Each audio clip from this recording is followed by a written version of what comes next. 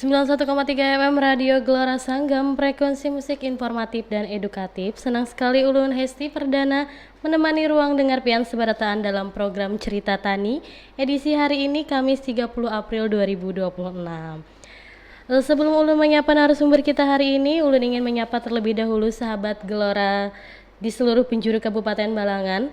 Semoga sahabat Gelora dalam keadaan sehat walafiat, murah rezeki dan selalu dalam lindungan Allah Subhanahu wa taala. Hari ini kita akan membahas topik yang sangat penting dan sering menjadi perhatian petani, yaitu pupuk subsidi di Kabupaten Balangan. Mulai dari mekanisme, penyaluran hingga tantangan di lapangan. Telah hadir bersama kita narasumber yang sangat kompeten dari Dinas Ketahanan Pangan, Pertanian dan Perikanan. Selamat datang Bapak Nil Hakim. Selamat datang. Selamat pagi, Mbak. Ya, apa kabar hari ini, Pak? Sehat. Bapak adalah tim pembina khusus pupuk subsidi ya, Pak ya? Iya, betul, Mbak. Oke, berapa lama Bapak sudah di Dinas Ketahanan Pangan, Pertanian dan Perikanan? Kalau status PNS-nya dari 2010, terus untuk intent di pupuk subsidi dari 2021. Oke, terima kasih sudah hadir di Cerita Tani Bapak. Semoga obrolan kita hari ini memberi pencerahan bagi para petani di Balangan dan sekitarnya. Amin. Kita tahu Pak, di Balangan kaya akan potensi pertanian. Tapi masalah pupuk seringkali jadi perbincangan hangat di masyarakat. Sebagai pembuka mungkin bisa Bapak jelaskan terlebih dahulu sebenarnya pupuk subsidi itu seperti apa dan apa tujuan pemerintah memberikan pupuk subsidi kepada petani. Baik. Untuk pupuk subsidi itu pupuk yang dibantu oleh pemerintah. Jadi kalau nilainya itu misalnya harga non subsidi itu sampai 400, kalau di harga pupuk subsidi itu cuma sekitaran 100 ribuan aja satu saknya. Jadi banyak disubsidi oleh pemerintah. Dan fungsinya pemerintah memberi subsidi tentunya untuk merangsang petani tetap untuk eksis di komoditi pertanian gitu. Ya, sebagai tujuan akhirnya untuk ketahanan pangan, kedaulatan pangan, baik itu di wilayah kita Balangan maupun nasional. Itu, Bu. Oke, lumayan banyak berarti ya Pak ya, banyak, dari subsidinya. Iya. Dari sekitar 400 jadi 100 per saknya. Iya, betul. Oke, menarik sekali Pak. Siapa saja yang berhak menerima pupuk subsidi ini? Baik, untuk pupuk subsidi ini jelas dari petani-petani yang mengusul untuk misalnya gini, pada tahun ini ngusulnya nanti direalisasikannya di tahun depan gitu. Jadi itu secara berkesinambungan seperti itu. Nah, yang mengakomodir mereka itu untuk mengusul itu para penyuluh pertanian di lapangan. Jadi dia nanti ada event sekitar di bulan September sampai di Oktober itu datang ke kelompok-kelompok tani, kemudian menanyakan Bapak ngusul berapa sak untuk tahun depan nanti. Nanti dicatat sama mereka, kemudian nanti ada tim Endri yang menginput ke dalam aplikasi yang disediakan oleh Kementerian Pertanian. Nah, nanti di sana dikumulatif nanti ada pertimbangan dari itu, ada terlibat Menteri Keuangan juga nanti di sana menentukan berapa nanti yang dibantu disubsidi untuk di Balangan gitu. Jadi para petani-petani yang masuk dalam kelompok tani yang di SK-kan oleh Bupati Balangan nanti itu yang diakomodir gitu. Oke, berarti yang bisa mengusulkan itu kelompok tani, bukan perorangan berarti ya Pak ya? Perorangan dia, tapi nanti mudahnya untuk penyuluh mengumpulkan mereka itu dalam kelompok-kelompok tani gitu. Jadi kan kalau door to door itu kan capek Bu ngerjanya. Jadi enaknya itu kan dikumpulkan di kelompok, kemudian nanti kan sama-sama menyusun untuk keperluan untuk tahun depan gitu. Jadi mereka mengusulkannya lewat penyuluh tani tadi? Iya, betul. Bukan langsung ke dinas? Oh, tidak. Oke. Baik, lalu untuk di Kabupaten Balangan sendiri bagaimana kebijakan dan kuota pupuk subsidi yang tersedia, Pak? Oke, untuk tahun ini Usulan dari tahun 2025 itu total untuk jadi gini, urea itu ada pupuk itu ada urea, NPK sama organik yang untuk balangan yang pesan gitu ya. Karena kalau jenisnya itu kalau yang disubsidi pemerintah itu ada pupuk organik, pupuk NPK kakao, karena kita di Balangan nggak ada kakao gitu, formula kakao, sama yang tadi ini saya bilang urea, NPK, Ponska ya, Ponska dan organik. Untuk tahun ini 1,736 ton untuk urea satu Kabupaten Balangan, terus Ponskanya ada 2 ton 110 kilo untuk Ponskanya, dan organiknya ada 88 kilo. Itu yang di Balangan untuk tahun ini. Oke, Pak. Berarti ada mekanisme tertentunya tadi ya, Pak? Kalau mekanisme penebusan ya, pengambilan ya. Jadi gini, mereka akan diinformasikan oleh penyuluh atau kios penyalurnya itu ngambil nanti di sini di kios-kios yang sudah ditunjuk oleh Pupuk Indonesia dan sudah direkomendasikan juga oleh dinas. Nanti mereka bawa KTP-nya, data yang tahun lalu masuk itu ke dalam aplikasi tadi itu, aplikasi pemerintah itu nanti dipegang sama si kios penyalur, nanti memastikan bahwa oh benar, misalnya nama Pak Adul misalnya gitu ya, ada di situ, ada jatahnya tuh kuota dia yang sesuai dengan pesanan mereka yang tahun kemarin gitu. Nanti dipoto sama pihak kios penyalur, kemudian sama bukti ini berapa karung yang diambil itu dipoto juga, kemudian nanti di input ke dalam aplikasi, kemudian diverifikasi dan divalidasi sama koordinator penyuluhnya, kemudian naik ke Kementerian Pertanian dan sampai ke di situ nanti kalau lengkap syaratnya itu subsidinya tadi langsung diberikan kepada kios penyalur. Jadi dia tidak langsung begitu beli ke kios itu langsung subsidi ada gitu, enggak. Tapi itu ditalangi dulu sama si kios dulu gitu. Begitu validasinya udah benar, dikirim ke pusat, dikirim ke kementerian, dan di sana menyetujui, lalu itu subsidi bisa turun gitu. Oh ini benar-benar gitu. Berarti orang ini memang tepat sasaran gitu, bukan orang lain yang ngambil. Kalau orang lain yang ngambil ketahuan, nggak akan turun subsidinya. Jadi itu resiko bagi si kiosnya kalau menyalahgunakan peruntukannya ke siapa. Jadi seperti itu, Bu. Oh, jadi dari kios tadi membayar pool terlebih Iya, dahulu. jadi dia kuota itu kan nanti turunnya per musim tanam gitu ya. Turunnya per musim tanam. Nanti di situ seharusnya kan yang ada di datanya yang memesan di tahun kemarin itu ada di tangan mereka. Kalau itu ada yang ngambil nih orang lain nih, tapi diakomodir nih, dikasih aja gitu. Nggak ada subsidi karena memang nggak masuk dalam daftar penerima selayaknya seharusnya gitu. Itu, Mbak. Tapi kalau sudah masuk di daftar pasti sudah di ACC, Pak. Iya, aman. Jadi kalau selama kiosnya itu menjalankan sesuai prosedurnya biasanya aman aja untuk pengembalian. Iya. Pengembalian dana berarti ya, Pak? Iya, jadi kan si pemerintah yang memberikan subsidi ini dia ndak langsung ngasih gitu. Kalau udah valid datanya memang benar sih peruntukannya, baru dia ngasih gitu. Jadi kalau kerugian bisa ditanggung sama si penyalur gitu. Kalau dia nyalahgunakan itu, nyalahgunakan peruntukannya. Iya.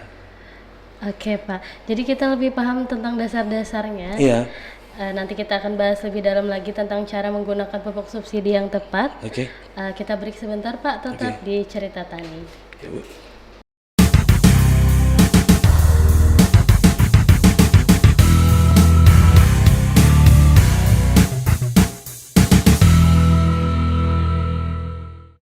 Semua 1,3 FM Radio Gelora Sanggam dan masih di Cerita Tani bersama saya Hesti dan Bapak Nil Hakim dari Dinas Ketahanan Pangan, Pertanian dan Perikanan ya Pak ya.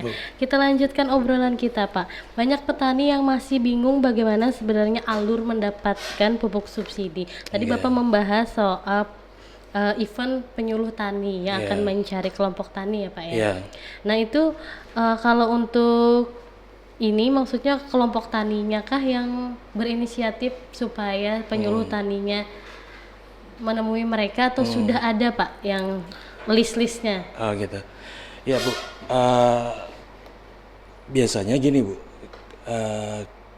penyuluh akan datang ke wilayah binaannya, mengumpulkan kelompok-kelompok tani binaannya, kemudian menanyakan kepada mereka, Pak tahun depan pesan berapa nih pupuknya gitu. Nah kemudian dicatat sama dia, sama penyuluhnya gitu kan, dicatat. Semua penyuluh bergerak tuh semuanya. Nah kemudian hasil dari catatan mereka di entry sama tim entry di kecamatan. Nah, masuk dalam aplikasi namanya RDKK, elektronik RDKK. RDKK itu rencana definitif kebutuhan kelompok, ya fokusnya ke pupuk gitu, pupuk subsidi. Nah, di entry sama tim kecamatan, kemudian disetujui oleh koordinator penyuluh kecamatan atau kepala BPP. Kemudian naik lagi eskalasinya disetujui oleh kasih kabupaten yang menghandle masalah penyuluhan. Kemudian naik lagi disetujui lagi oleh kepala bidang. Dalam hal ini P5 atau penyediaan pengembangan prasarana penyuluhan pertanian, kemudian naik lagi sampai ke kepala dinas. Jadi itu panjang tahapnya Bu untuk persetujuan. Nah setelah disetujui sama kepala dinas, naik lagi ke wilayah di provinsi sampai terus ke pusat. Nanti di pusat di total gitu kan seluruh Indonesia kebutuhannya berapa. Nah, kemudian nanti disodorkan oleh pihak ketiga itu Pupuk Indonesia yang resmi. Nah, itu gitu Bu. Nanti di sana akan ada rapat tuh dari Kementerian Keuangan dengan stakeholder terkait bahwa total subsidi untuk tahun 2027 misalnya sekian gitu.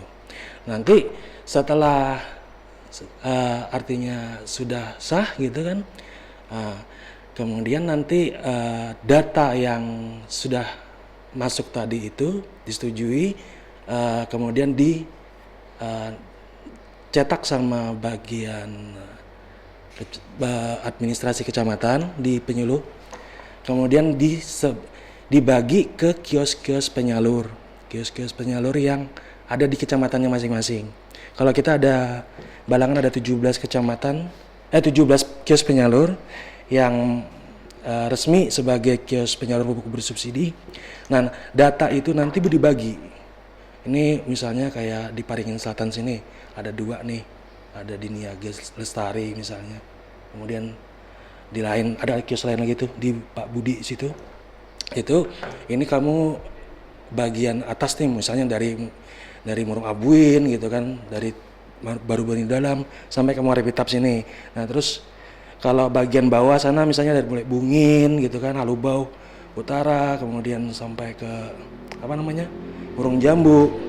Nah, itu ada lagi kios Budi misalnya yang handle gitu. Jadi dibagi-bagi. Nanti si petani tadi begitu dia memerlukan mulai musim tanam nih misalnya di awal Desember atau di awal Januari, Februari, itu datang ke kios yang sudah ditunjuk tadi. Jadi mereka bawa KTP, kemudian nanti dilayani oleh sama kiosnya, kemudian nanti berapa kuotanya kelihatan tuh. Iya, misalnya tahun tadi itu akan muncul di tahun ini gitu. Nah, nanti berapa dia mau nebus, misalnya ada kuota dia 5 karung gitu untuk Ponska. Kalau dia mau nebus 3 karung aja ya nggak masalah gitu. Tapi kalau lebih nggak boleh. Nah gitu Bu. Oke. Dari 17 kios penyalur tadi Pak, itu letaknya per kecamatan atau bagaimana? Ya per kecamatan Bu. Jadi saya mau sebut ini. Oke. Kalau di Awayan ada kios Fadil, di Batu Mandi ada Borneo Tani, ada Rumpun Tani, di Halong ada Usaha Dagang Sederhana, di Juai ada 2 nih, Serba Ada, Sinar Bahagia, Lampehung, Abadi Makmur, kemudian di Paringin ada 3, Umi Badar, Nova sama Niaga Lestari. Awayan ini tadi ada 1, ini tambah lagi nih ada 4, jadi Sarjana Tani, Rija, Sahabat Tani, Adis, kemudian di Halong ada Cahaya Ibu, kemudian Jaya Pupuk, dan di Parsel Sepakat Tani. Itu Bu, yang ada di Balangan. Kemudian kalau distributornya ada 2, ada PT Batu Licin Jaya Utama dan PT Agustina. Oh, jadi kios tadi mengambilnya di Dari distributor distributor, khusus. ya. Khusus juga berarti Pak ya, Betul. tidak sembarang. Oh, Tidak. Jadi mereka berbagi juga tuh. Jadi Agustina melayani berapa kecamatan, terus untuk Batu Licin Jaya ini juga berapa kecamatan. Yang ngatur itu dari Pupuk Indonesia Holding Company. Oke. Yang mekanisme untuk pengurusan tadi full diurus oleh dinas berarti Pak ya? Kalau di dinas pertama persetujuan oleh yang tadi yang saya katakan tadi. Kemudian kalau misalnya timbul konflik apa, misalnya ada laporan penjualan HET pupuk itu ada jauh daripada ini, itu juga dinas juga yang ini mungkin kerjasama juga dengan Komisi Pengawasan Pupuk juga itu untuk ya meluruskan lah kan gitu. Kadang-kadang ada tuh yang ngejual sampai berlebihan gitu ya di atas HET gitu. Ya itu mungkin dinas nanti akan menghimbau gitu kan, atau pembinaan semacam itulah. Tapi kalau misalnya mau lebih kalau nggak bisa dibina mungkin ya ditindak gitu Bu.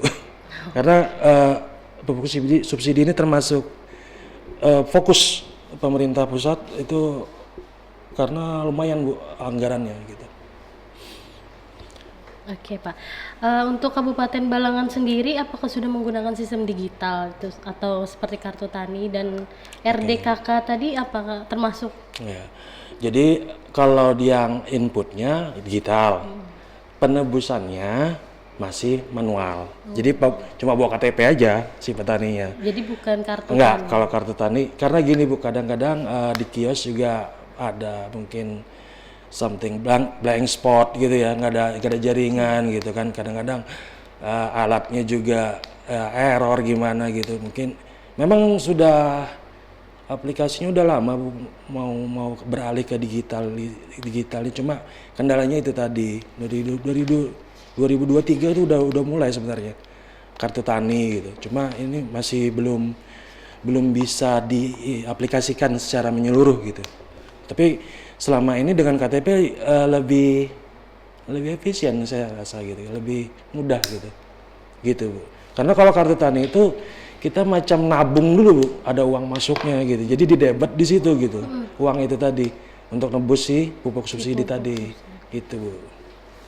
Oh begitu ya Pak ya. Oke. Sering juga muncul keluhan nih Pak tentang keterlambatan atau keterbatasan pupuk. Oke. Sebenarnya apa kendala di lapangan Pak? Kendala jadi gini,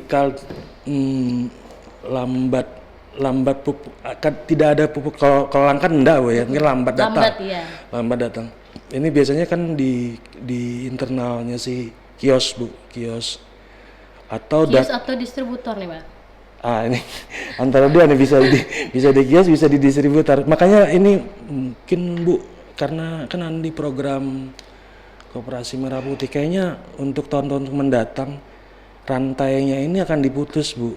Jadi nggak lagi distributor. Jadi kan dari Pupuk Indonesia langsung ke kios penyalur gitu sih. Kalau yang saya tahu ke depannya. Jadi tadi Bu, untuk keterlambatan mungkin bisa jadi di situ ya. terlalu panjang rantai pasoknya ini, atau mungkin si kios belum ada mengorder gitu. Mungkin masalah keuangan gitu ya, atau gimana nggak tahu. Itu sih Bu. Atau bisa juga pengiriman mungkin bisa, atau ya macam-macam, bisa inflasi, macam-macam bisa terjadi. Oke, kalau ada keluhan seperti itu Pak, bagaimana solusi atau upaya dari dinas sendiri? Selama ini kan kalau di Balangan nih pemerintah daerahnya hadir untuk membantu di sarana pertanian ini kan, enggak hanya bibit, enggak hanya alat mesin, tapi pupuk juga dibantu gitu kan. Jadi banyak tuh hibah-hibah yang berupa pupuk ke petani-petani juga gitu. Nah, jadi itu mungkin solusi dikitnya ya. Cuma kalau yang secara teknisnya ini, kami pasti warningnya ke Pupuk Indonesianya. Di sini kan ada timnya, tim dari Pupuk Indonesia. Jadi kita tanya tuh, kenapa nih sampai di kecamatan ini jadi terlambat ada pupuknya gitu. Nanti kami, ya itu macam-macam itu Bu, kendalanya gitu. Biasanya gitu Bu. Pasti kami warning aja tuh ke mereka. Gimana supaya cepat ada gitu. Kadang di sini juga gudangnya nggak ada di Balangan untuk produk-produknya Pupuk Indonesia, adanya di kabupaten sebelah gitu kan. Itu Bu. Oke, baik Pak. Sebelum kita beranjak ke segmen selanjutnya, buat sahabat Gelora biar tetap di stay tune di 91,3 FM.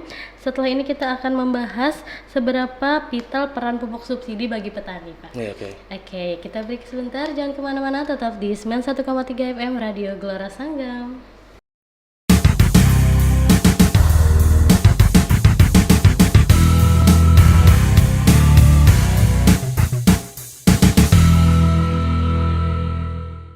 Dengan 1,3 M Radio Gelora Sanggam, frekuensi musik informatif dan edukatif, masih kembali di Cerita Tani bersama Bapak Nil Hakim ya Pak ya. Oke. Kita lanjut ke pertanyaan sebelumnya nih Pak. Seberapa vital sih peran pupuk subsidi bagi petani, khususnya untuk di Kabupaten Balangan sendiri Pak?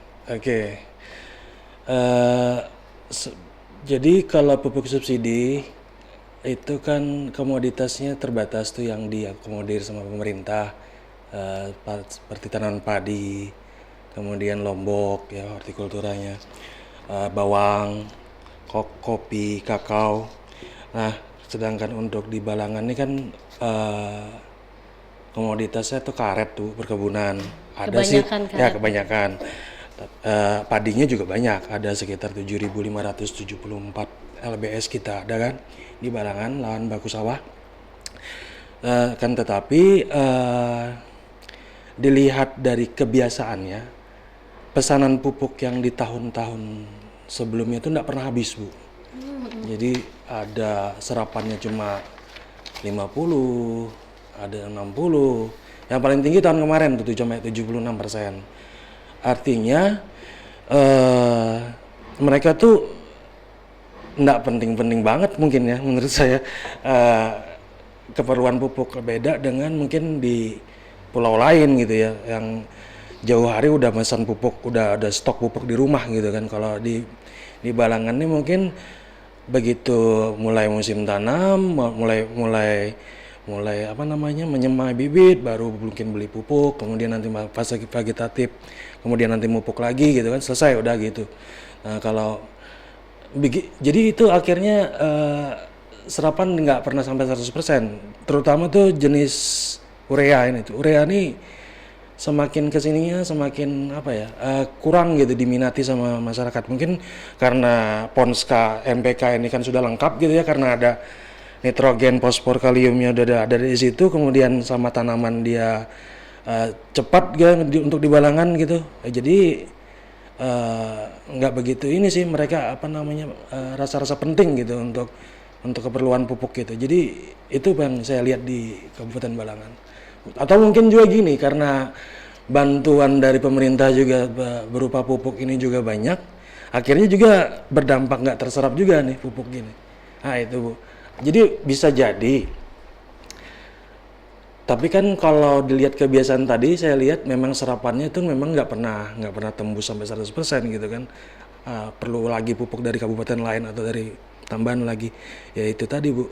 Mungkin saya rasa saya bisa secara hemat saya ya, nggak begitu penting gitu sih menurut saya untuk kesadaran masyarakat petani kita untuk pengaplikasian pupuk ini gitu. Apalagi pupuk subsidi ini. Itu Bu. Jadi lebih ke pengaplikasiannya di petani sendiri atau memang karena kondisi lahan di sini cukup subur, Pak? Bisa jadi Bu, kalau saya lihat kan memang kalau untuk pertumbuhan perkembangan tanaman itu kan dia beda-beda Bu ya keperluannya. Jadi dari data statistik kita kan rata-rata cuma sekitar 2,5 sampai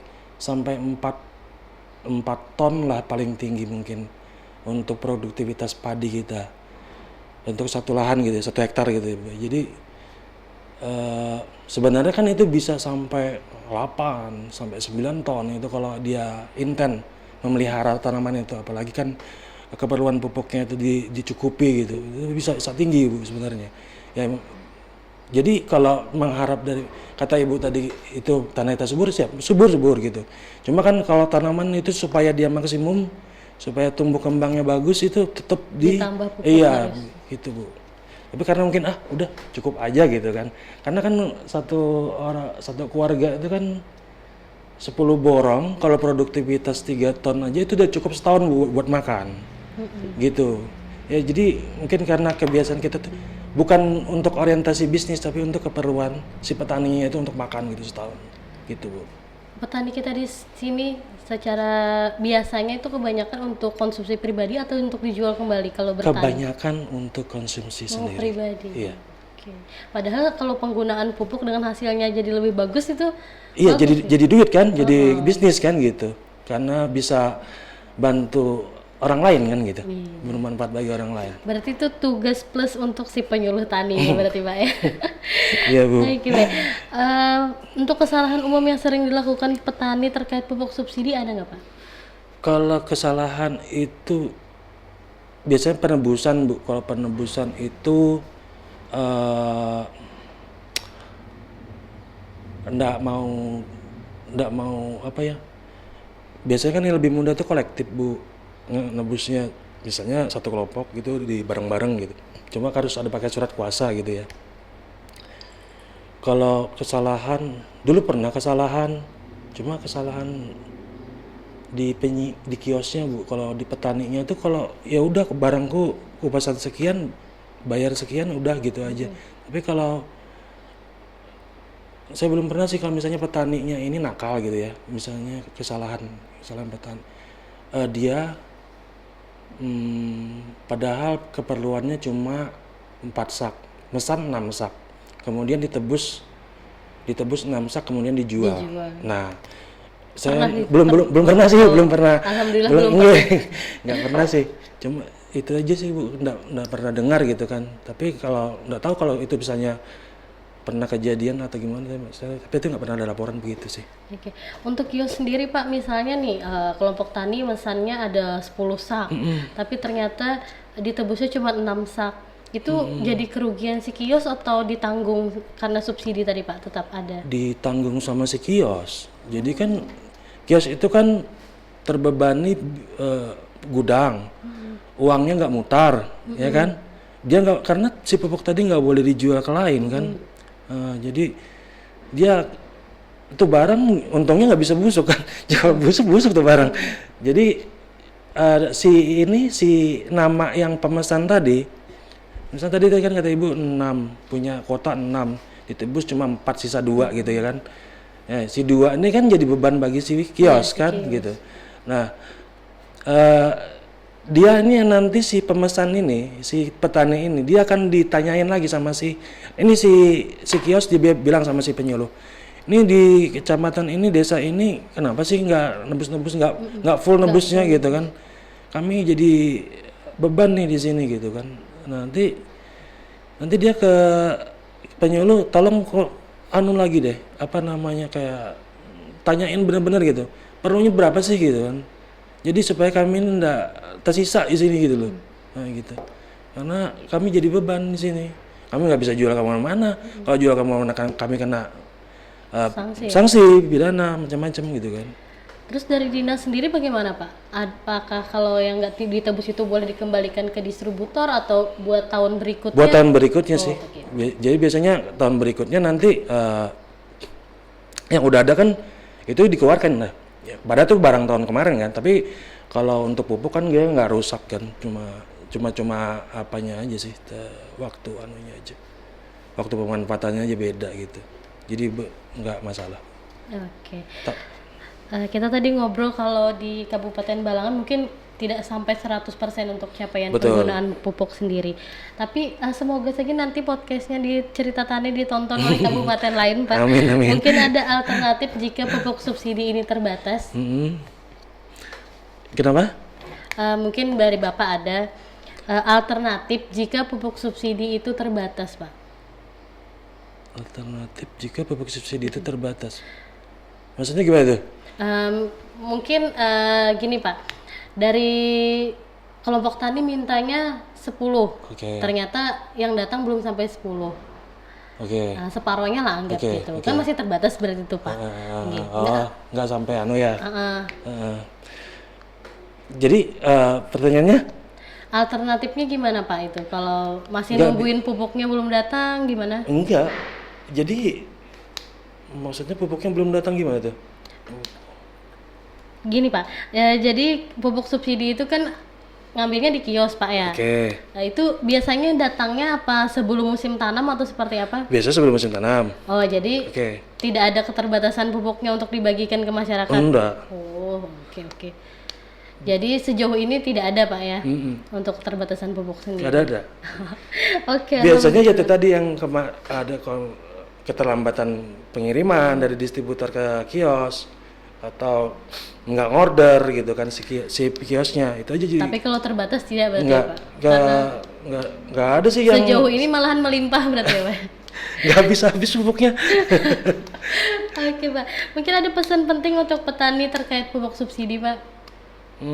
Iya, karena saya melihat di data ini bahwa urea yang paling lambat habis diserap.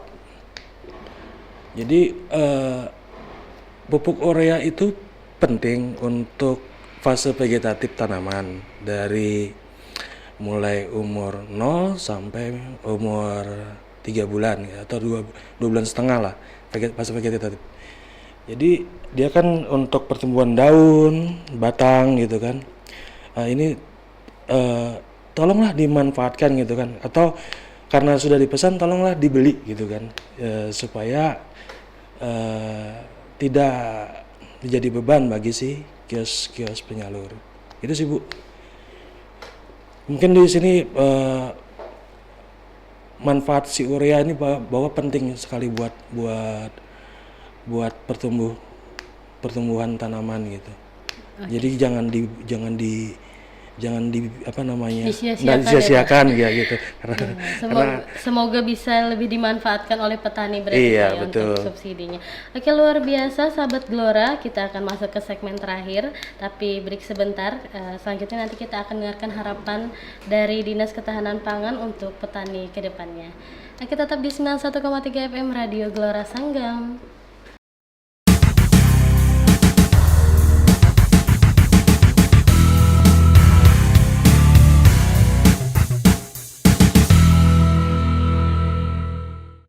Sembilan 1,3 FM Radio Gelora Sanggam, frekuensi musik informatif dan edukatif. Tidak terasa kita sudah di penghujung program Cerita Tani episode hari ini. Dari perbincangan hari ini kita belajar bahwa pupuk subsidi itu sebenarnya adalah hak petani, namun juga harus digunakan dengan bijak ya Pak. Betul, Bu. Oke Pak, sebagai penutup seperti janji saya tadi, apa harapan dari Dinas Ketahanan Pangan Pertanian dan Perikanan Pak untuk petani di Kabupaten Balangan? Harapan dari kita dari Dinas Pertanian untuk pupuk subsidi ini, gunakanlah pupuk tepat sasaran, tepat waktu, tepat manfaat. Jadi kemudian kuota yang Bapak pesan, Bapak-bapak Ibu atau adik-adik para remaja tani pesan itu untuk tahun ke depannya itu tolong disesuaikan gitu, jangan berlebihan dipesan gitu. Kemudian untuk jenis urea mungkin teman-teman juga diimplementasikan di tanaman yang mereka kembangkan gitu, karena urea itu penting juga. Karena mungkin sekarang ada apa namanya mungkin karena tidak mau lagi menengok nih urea, pada urea penting gitu, karena sekarang urea tidak lagi ditebus sama banyak tidak ditebus sama petani-petani kita di Balangan. Jadi itu urea tolong yang Bapak Ibu pesan tuh ditebus gitu. Itu aja sih Bu untuk harapan. Jangan nakal juga nih, jangan nakal maksudnya jangan dijual dibeli nanti dijual ke lain gitu, jangan gitu. Jadi karena sekarang ini banyak dari aparat penegak hukum juga mengawasi peredaran pupuk yang ada di daerah-daerah kita. Jadi itu nanti bisa jadi masalah mungkin kalau ada penyalahgunaan pupuk. Itu Pak Bu, dari kami Dinas Pertanian harapannya untuk petani-petani yang memesan pupuk subsidi di Balangan. Baik Pak, terima kasih. Gitu. Luar biasa sekali untuk informasinya hari ini Pak. Iya, Bu. Oke, pergi ke sawah menanam padi, tak lupa membawa pupuk berkualitas. Terima kasih sudah menemani hari ini Bapak, semoga ilmu bermanfaat untuk masyarakat luas. Amin. Oke, saya Hesti pamit undur diri. Terima kasih telah setia mendengarkan cerita tani. Sampai jumpa di episode berikutnya dengan topik yang tidak kalah menarik tentunya. Dan juga jangan lupa untuk sahabat Glora untuk follow seluruh media sosial Radio Glora Sanggam. Terima kasih Bapak sekali lagi, tetap di 91,3 FM Radio Glora Sanggam. Wassalamualaikum warahmatullahi wabarakatuh. Waalaikumsalam.